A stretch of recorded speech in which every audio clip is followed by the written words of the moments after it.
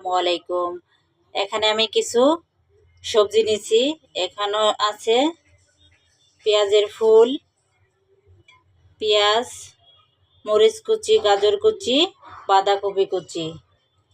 এখন দিয়ে দিলাম ম্যাগি মশলা, দিয়েছি সয়া সস, দিয়ে দিলাম টমেটো সস 1 চামচের মতো, আর দিলাম স্বাদ মতো লবণ, একটা ডিম।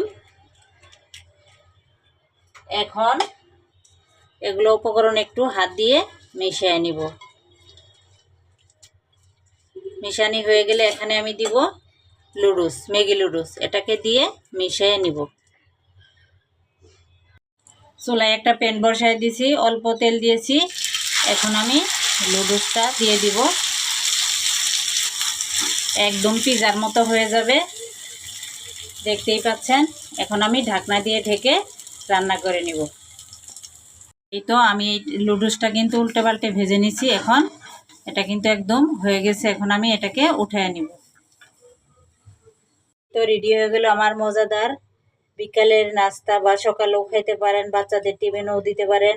এরকম ঝাল ঝাল লুডুস দিয়ে এরকম মজাদার নাস্তা, দেখতেই পাচ্ছেন। এটা কিন্তু এখন খাবার জন্য প্রস্তুত। এইভাবে অবশ্যই বানাবেন।